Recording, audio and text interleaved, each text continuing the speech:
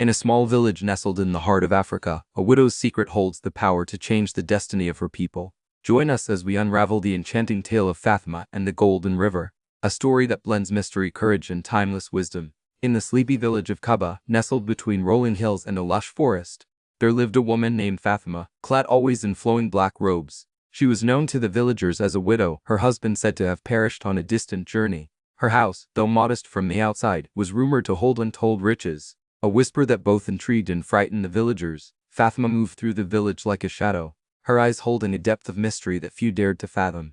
She was neither warm nor cold, but always polite, her words measured and her actions deliberate. The women of Kaba, particularly those who toiled from dawn to dusk, watched her with a mix of envy and curiosity. They wondered how she managed to live so comfortably while they struggled. Their days were filled with endless chores, fetching water, tending to crops, and caring for their families. The men, on the other hand, spent their days in leisure, gambling and drinking under the shade of the ancient baobab tree. This imbalance gnawed at the women, fueling their curiosity about Fatima's secret. One day, a young woman named Aisha, known for her bold spirit, approached Fatima at the village well. "Why do you live so comfortably while the rest of us struggle?" Aisha asked, her voice trembling slightly. Fatima's eyes held a glint of amusement as she looked at Aisha, seeing a mix of envy and hope. "Come to my house tomorrow night," she whispered, her voice barely audible. "Bring no one, tell no one." Aisha's heart pounded with a mix of excitement and fear, but her curiosity was piqued. She nodded, clutching the small pouch Fatima handed her. Little did Aisha know that this encounter would set in motion a series of events that would forever change the village of Kaba. The next evening, under the cover of darkness, Aisha made her way to Fatima's house. As she crossed the threshold, she was struck by the opulence within.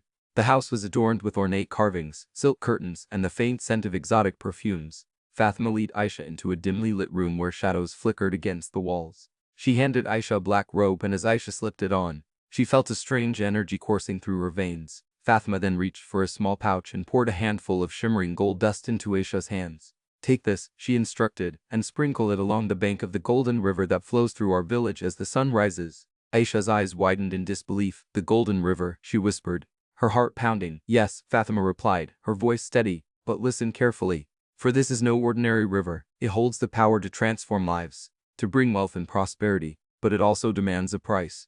Aisha's mind raced with questions, but Fatima continued, her voice low and urgent. "You must go alone and ensure that no one sees you. The river's magic is fickle and will only reveal itself to those who are pure of heart and true of purpose." Aisha's hands trembled as she clutched the pouch of gold dust. She felt a mixture of fear and excitement, the weight of the task ahead pressing heavily on her shoulders. As she left Fatima's house, the night seemed darker, the stars brighter, and the whispers of the wind more urgent. She knew that her life, and perhaps the lives of all the women in Kaba, would never be the same. The next morning, Aisha rose with the sun and made her way to the Golden River. The river's water shimmered under the first light of dawn, its brilliance almost blinding.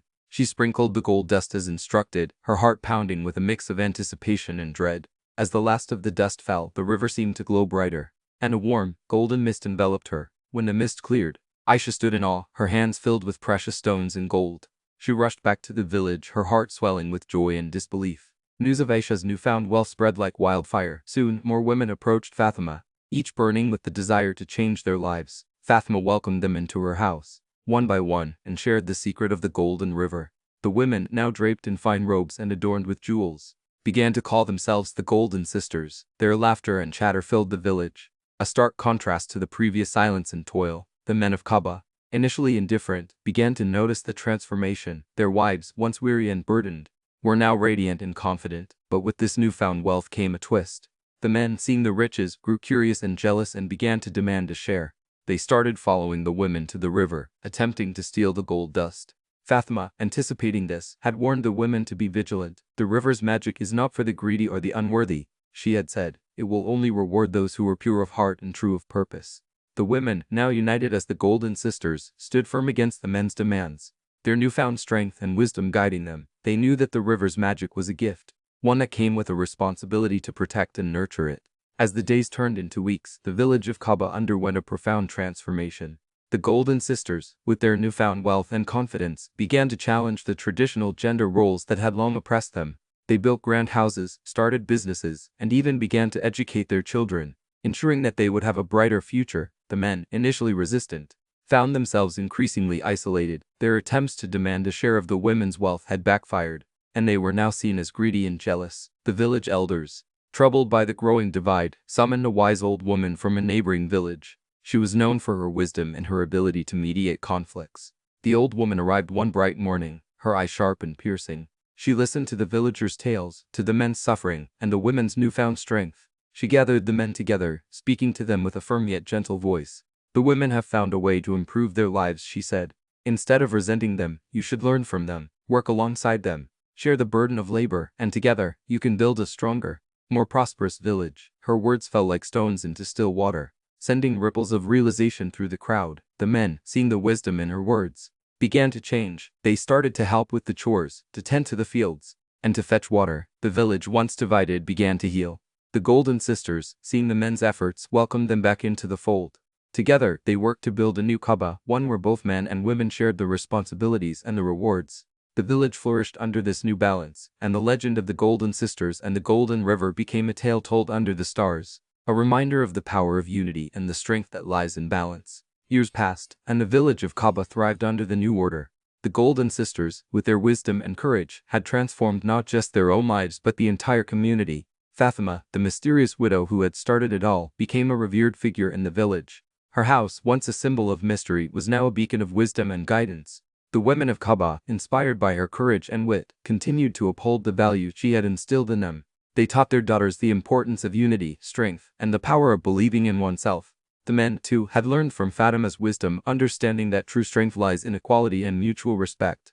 They worked alongside the women, sharing the burden of labor and the joy of prosperity. The legend of Fatima and the Golden River became a moral lesson passed down through generations.